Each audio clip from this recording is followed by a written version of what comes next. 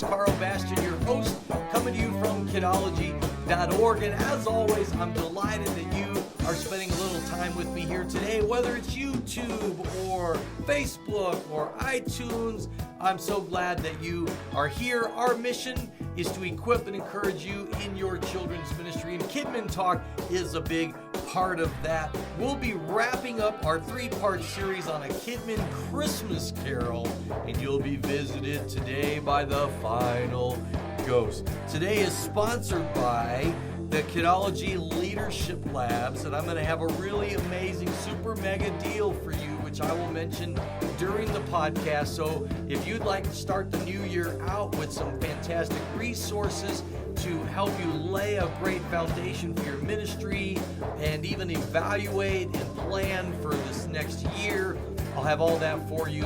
It's a great dynamite resource, and I'm excited to tell you a little bit more about it and make it available to you at a substantial savings, not promoted anywhere else except just in this here podcast, episode 150. So sit back, relax, and let's enjoy some time together talking Kidmin.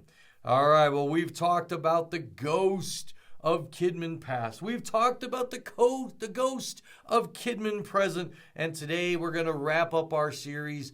My favorite one in the movie, it's the scariest one. I should have worn a big dark cloak and had a long pointy finger, but we're not going to get scary here, but we're going to talk about the ghost of your Kidmin future, all right? Well, before we do that, I just want to tell you a little bit about the Kidology Leadership Labs, and I want to make it available to you super affordable just for those who watch this podcast. It won't be in the description. It won't be in our newsletter, social media, anywhere else. This is a gift just for you. I want to give it to you for a full 50% off. That will work whether you're a starter member, whether you're an all-access member. And you know what? I was supposed to make up a code ahead of time, so here I am recording. I think we're just going to have to put in the word future 50, and I have to make count 1, 2, 3, 4, 5, 6, 7, 8. That's exactly 8 characters. That's what I have to be in. So, the Ghost of Christmas Future. So, just the word future with the 50 on the end. That'll give you 50% off the Kidology Leadership Lab bundle. Now, if you're not familiar with the Kidology Leadership Lab, it's called the Kidology Handbook Leadership Edition because the Kidology Handbook Teacher's Edition is for equipping you as a teacher.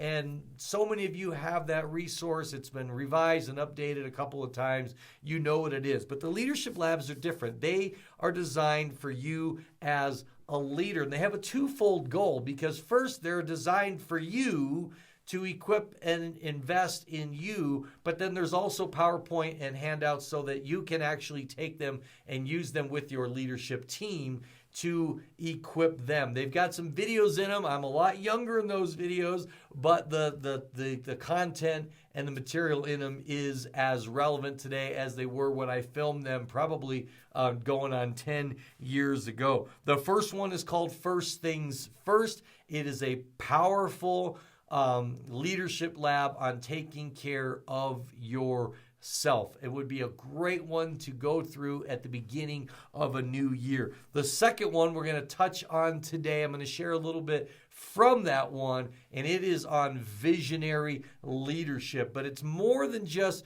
talking about vision. It goes into vision and mission and goals and what the difference of each is, but it actually has the worksheets and the process you need to lead a leadership team through a vision casting process to defining a mission statement and a vision statement for your ministry and how those are different from each other. So it's very, very practical. The third leadership lab is on kid-focused ministry foundations. If you want to have a ministry that's attractive to kids and therefore attractive to parents, what are those principles that need to be in place and true in your ministry, so that your ministry is not only a kid magnet, but it's leading kids to Christ and laying a spiritual foundation for them that will guide them for the rest of their life. That is the Kid-Focused Ministry Foundations. Number 4 is a very unique one. I'm partnering with parents. It's a very different and unique approach to partnering with parents. Many churches have adapted this. It is a negotiated partnership with parents, and you'll find it quite fascinating. Many take the concepts there and they adapt them and tweak them to their ministry. But instead of partnering with parents being something that you just kind of vaguely do, it's an intentional approach to doing it, and you'll find that fascinating. The last one is the one you may want to actually skip to. Maybe do 1 and 5 and then do the other 3, is the define, refine, and shine. And it is a process I go through every year as I reach the end of the year and I want to evaluate the year, what went well, what could I do better. And so you're defining your purpose and goals and objectives. You're refining, how you're going to change, what you're going to do differently in the future. And then, of course, shine is you want to do a great job in your ministry. So I want to make all 5 of these. There's a video with each. There's a PDF downloads. There's bonus content, PowerPoints, all kinds of stuff. So just remember that discount code that I wrote down, Future 50, and that's only going to be good through the end of December. I'll make it expire on December 31st at Y3K. Or we're not to Y3K, are we yet? Okay, we were so worried about Y2K that I'm kind of stressed about Y3K because I know it's zooming up on us, and I just want to make sure my computer and everything's ready for Y3K. But I don't think Y3K is quite here yet, but I'm still stockpiling food and getting ready for it. So let's talk about the Ghost of Christmas Future. All right, so you thought you went back to bed. You've been visited by the other 2 ghosts. You've dealt with the past. You're excited about living in the present, but now you want to deal with the future. And I got to tell you, I love vision.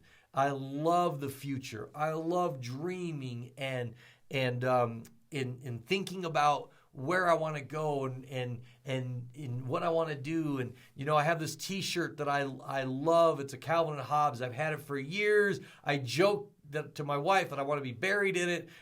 I don't know that she'll do it, and I won't be around to make her do it. But I love it because it's a Calvin and Hobbes t-shirt that says, God placed me on this earth to accomplish a set number of things. Right now I'm so far behind, I'll never die. Because that's how I feel. I have so many ideas and so many things I want to do that if I were to accomplish them all, I would be immortal. But the reality is, as I mentioned 2 podcasts ago, if I'm still here, God's not done. So as long as I'm here, God's got more for me to do. And when I'm not here, well, then my purpose in life is done. And all those ideas, well, someone else will just have to do them. And all those files and things I have, projects, well, I don't know, maybe my wife will finish all those projects. Oh, God bless her. But there's a reason that we're doing this podcast third. See, one of the maturing things I had to learn as I matured as a Christian and as a husband and as a dad and as a leader was that I was always about the future. And I had to learn to live in the present. And so if you haven't listened to the last podcast, go back, listen to that one. It's a prerequisite to dealing with the future. If you're not living in the present, you're not ready to live in the future. But if you're living in the present and you're doing it with boundary and you're doing it in a healthy way, and you're no longer making time for your family, if you want to know what that means, you got to go back, then you're ready to talk about the future, right? More Abe Lincoln quotes for you. We got a series in this series of Abe Lincoln quotes. Abe said, the best thing about the future is that it comes one day at a time. I want to catapult. I want to leap to the future, but the reality is the future comes steady. And we have time to be thoughtful about it. We have time to be intentional and proactive and to set out goals and to do them systematically and carefully. All right. And vision is what living in the future is all about. We all know that Proverbs 29:18 says, where there's no vision, the people perish, right? When you have vision, it gets people excited. Without vision, then people are just fulfilling roles. I mean, in your ministry, if you don't have vision, if you're not excited about something, you're going to find that enthusiasm in the ranks is going to weaken. People are going to not show up. People are not going to volunteer. People are not going to want to be a part of what's going on, because it's vision that gets people excited. And without it, things will start to deteriorate. Where there is vision, in the midst of problems, financial hardship, facility frustrations, personnel frustrations, change, doesn't matter what's going on, if there's vision, people will push through all of that because there's momentum and they know where they're going. If they don't know where they're going, then they will focus on all that stuff. They'll get discouraged, they'll complain, they'll whine, and you'll get discouraged. There won't be joy in the ministry. Momentum is so powerful. You know, I had a pastor once who used this object lesson. He said, if you put a penny on a railroad track and a train's in front of it, the train will struggle to get going because that penny will cause a problem. But you put a boulder on the tracks and that train's already got momentum, it will smash through that boulder. And that's the way it is in ministry. The littlest thing can hold us down if we don't have momentum, if we're not heading towards something. But if we are, then we'll smash through the obstacles and the challenges. And some of them we won't even notice. We'll just hear some noise and go, you know, what was that? All right? So we have to have vision. And it's got to be clear. I love that Habakkuk 2:2 says, write the vision. Make it plain on tablets so that a runner can read it. All right? You know, that's a good justification for putting your banner, your vision up on the wall, the kids ministry, and painting it really big. And your pastor says, why are you making it so big? Say, because Habakkuk said to. He said to make it so big that a runner could see it. All right? I love that. But it's so clear that we've got to make the vision clear. It needs to be written. It needs to be clear, and it needs to be communicated. All right? I've shared the story many times in the master classes and coaching, and maybe it's even made it into a podcast, but it's a story about, you know, a guy who has a regular drive down the road, and he sees this barn off to the side every day, and there's all these targets on the side of the barn, and in the middle of every target, there's an arrow smack dab in the middle. And he's like, man, the guy that lives there has got to be an incredible archer. So one day, his little extra time, he stops, and he goes up and rings the doorbell, and the farmer comes out, and he says, sorry to bother you, but I've just been driving by every day, admiring your barn. I wonder if you could give me a little demonstration of your skill. And he says, I'd happy to. So he grabs his bow and arrow, and he heads out to the barn, and the fellow's kind of looking for the target, and the farmer just picks up the arrow, just shoots it, and doing goes and sticks in the side of the barn. And then the farmer walks up there, and he down in the weeds, there's a bucket of paint, and he opens it up, gets his paintbrush out, and he paints a target around the arrow. So that was how he had all those perfect targets. Well, sadly, that seems to be how a lot of kids ministries are run. People are just shooting arrows, and then, oh yeah, I meant to do that. Oh yeah, I meant to do that. And sometimes, you know, things turn out all right, but other times you're like, why in the world did you do that?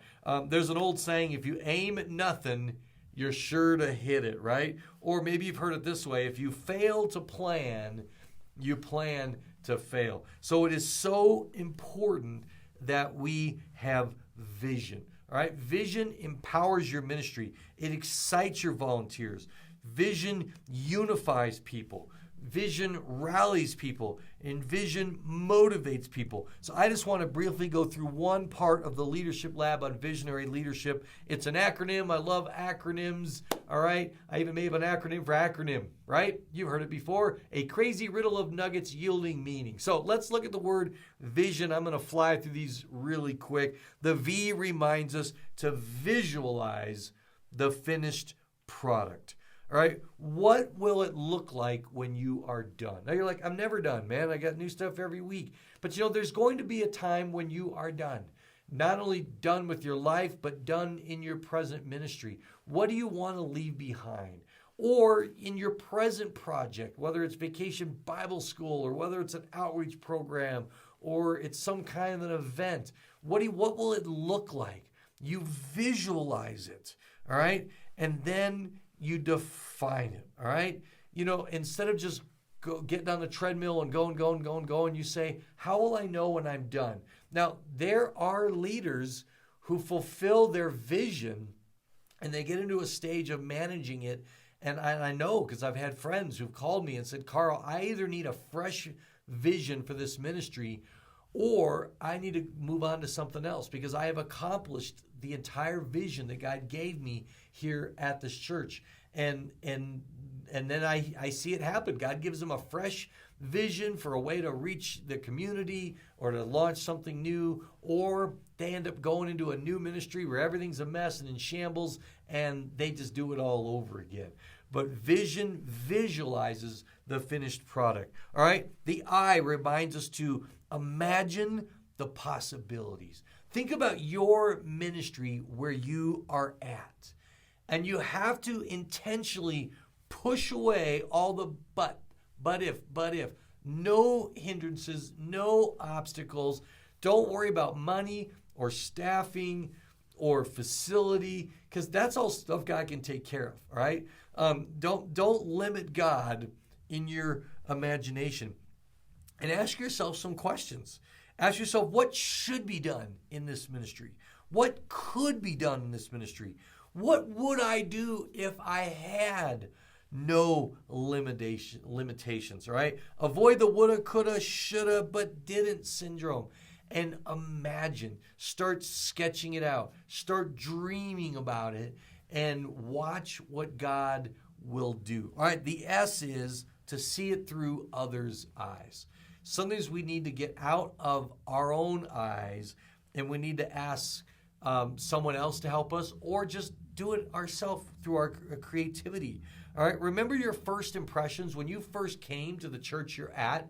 What did you like? What did you not like? What were some things you said, I definitely got to change that, and then you never did, all right? Or say you get fired, called home, whatever it is, what new person coming to your church and looking at your ministry, this is kind of fun to do because it's safe if you don't tell anybody. What would someone coming in and observing your ministry, what would they be critical of? What would they say? That's definitely got to be changed. Now, you might know what those are. If you have no clue, then ask some people. I've got a good friend, Pastor Todd McGeever. He's a coach, and he actually has a document he sends out to people who visit his church, and it's quite involved. And it's a ton of questions. What did we do well? What could we do better? How were you greeted? What were your impressions of this, that, and the other? And you can provide something like that you give people so that you can see your ministry through other eyes. Sometimes we get blind to things. I remember years ago in high school, my dad walked around the building with the deacons and said, I want us all to look at the church with new eyes. And there was a whole side of the church with black, ugly streaks coming down the brickwork. And it was moldy. I don't know if it was moldy, but it was just this disgusting black streaks. And it was from the rain. The gutters were full. And my dad pointed out, and all the deacons said, we've never seen that before.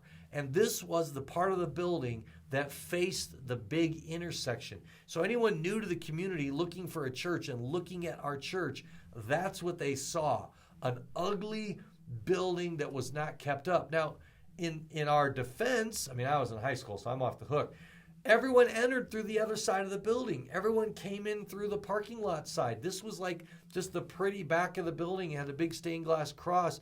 I think the guy that mowed was the only guy who ever went over there.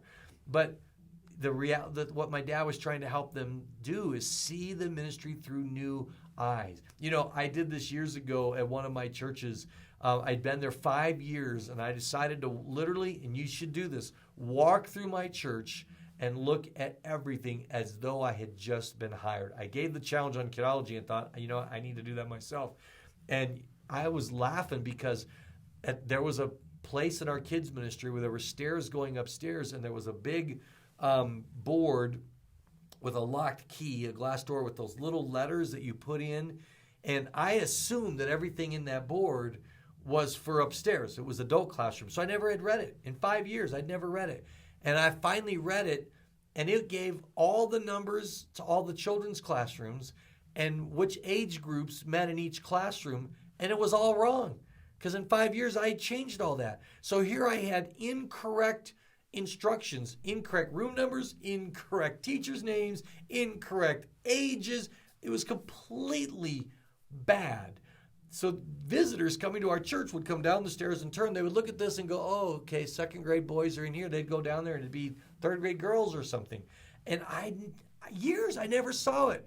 And then we couldn't find a key. We had to get a key made. It was ridiculous. We finally got rid of it. But I was laughing, but I also was embarrassed. But, no one else had seen it. Certainly somebody could have showed me that in my defense. Nobody saw it. We get blind to those things. All right, number I, innovate, improvise, invent. All right, you've got to be creative. You've got to be willing to be bold, be a little crazy if you want to be. I remember in one church, we had a big club during the week, and there was a horrible building because we had bought a YMCA center and it had been converted to a church. And where our kids met on Wednesday nights, pick up with parents, was this crowded hallway, and it was terrible. And I was just like, you know what? I invented, and I guess I found other churches have done this. I thought I invented it. But I said, we're going to do valet pickup for the kids. So we got a bunch of teenagers. Parents came in with their tag. We took the tag, ran and got the kids, valeted the kids back, and we created a valet pickup service. Parents loved it. We were able to dismiss over 200 kids in 10 to 12, 15 minutes, whereas it used to take 45 minutes. It just took some innovating. It took a willingness to try something different. Don't settle for what's always been done or for what others are doing. Look at the end and say, how can we get there? What do we have to do to get there? And sometimes it's something really easy. Sometimes it's something crazy. I remember coaching a children's pastor and visiting her church, and she was explaining the congestion they had in similar situation in her kids' church room. And I noticed that there was another door at the other end of the room. And I said, well, why didn't you use that door? Well, we just always use this door. I said, well, how about you have a drop-off door and a pickup door, and you'll have a flow of kids. And she was so embarrassed because she was like, oh my goodness, that is so simple. And I said, don't feel bad. This is not my church. So I see the door. This is your church. And this is just how you always do it. We get blind to these things. We've got to be willing to innovate and to do things differently. All right. And that leads us right into the letter O. Open your eyes to the possibilities. All right. Break from the routine. Routines can be good, but sometimes they just need to be broken. And never say, we're going to do it a new way. Just say, we're going to try something new. That way, if it totally bombs, you can go back to the way it was before. But open your eyes. Try something new. All right? Just call it an experiment. Say, we're going to experiment with this, and it'll work. All right? Get away from prayer and reflection. God will give you ideas that you know could only be from Him. And sometimes that's what vision is. It's saying, God, help me to see a possibility that I am completely blinded to. And I love the letter N. The letter N is never say never. As soon as you catch your say, well, we can never do that. And then you start to give a reason. Don't do that. Take every idea to your leadership team, to your friends, to your pastoral staff, and beat them around and make them hard to kill. Some things you just can't do. All right? But what will happen is, and you know this from brainstorming and synergy, the idea you bring that can't be done, it will lead to something that can be done. And that thing that can be done, you would have never got there if you hadn't started here. All right? Jesus said, with man, this is impossible, but with God, all things are possible. That's in Matthew 19:26. Let me read you another one. In Mark 10:27, it says, with man, this is impossible, but not with God. All things are possible with God. Same verse. Why did God put that in the Bible twice? Maybe He was worried that we were going to miss it the first time. Nothing is impossible. Believe it. If it doesn't happen, it's only because it isn't God's vision. But you have to believe that anything is possible and then ask God what it is He wants you to do. And what does He want to do through you and through your ministry? Because I tell you what, I've always loved saying, I would rather dream too big and have God go, whoa, chill out, Karl, than to be content with little and have God say, there's so much more I would love to do if you would just be willing to see it and just be willing to dream. So here's the big question. The ghost of your Kidmin Future's there, and he's got his long, bony finger, and he's pointing. What is he pointing at? Here's the question. What do you see that no one else can see? See, that's the job of a leader. Last week, we talked about management, but as a children's ministry leader, you're in a very unique role because you're both the manager of the ministry, and that's why I've got that whole series of management videos that you can go through, but you're also a leader. And a leader's job is to see what no one else sees. You have to be able to visualize it. You know, I love this story of Walt Disney. And one time he was sitting on what would become the property of Disney World. And he was sitting there, it might have been Disneyland, because it's the story about the Matterhorn. And he was sitting there looking, and someone said, what are you looking at? There was nothing there. He said, I'm looking at a big white mountain. It's going to be called the Matterhorn. And he began to describe this roller coaster ride. And he saw it before it ever existed. Well, he passed away before that Matterhorn ever got built. And I think the Matterhorn's only at Disneyland in California. You Disney experts, you'll let me know where I'm wrong. But at his funeral, his wife came up or someone else came up and told the story at his funeral and how he was a man of vision and he saw things that didn't exist, that no one else could see. And then they came to happen. And he lamented that Walt Disney never got to see the Matterhorn. Well, when his widow came up, she very graciously thanked him, but she corrected. She said, I need to correct you on one thing. Walt did see the Matterhorn. He saw it in his mind. Sometimes our vision doesn't fully come true in our time at a church, maybe even in our lifetime. But God wants to use us to see what doesn't exist. Look at your community. Look at your church. Look at your neighborhood. And ask the Holy Spirit to give you a vision for something that no one else sees. And then you begin to share that vision. And you don't share it in an arrogant way. God gave me that. You can say, hey, I've got this idea. I think it might be from God. I don't know if it is. He's going to bring about what we need. If it isn't, he'll use this to guide us toward what it is. But what do you think? What if? Use what if statements, and you will inspire the people around you. All right? That is your job. Abraham Lincoln, I'll give you another quote for him, our last Abraham Lincoln quote from this series. He said, the best way to predict the future is to create it. All right, you've been visited by 3 ghosts. You've been visited by the ghost of the Christmas past. Don't let the good, the bad, or the ugly keep you from the future. Like Paul said, forgetting what's behind, press on toward what's ahead. And in the present, the ghost of the Christmas present, be where you are. Remember, be a human being, not a human doing. Embrace where God has you right now. And then open your eyes to the possibilities. Because the ghost of the Christmas future, and we know which ghost it is, right? It's the Holy Ghost. He's got a vision. He wants to do it through you. But he can only do it if you're willing to see it. Hey, have a great new year. I'll see you in January.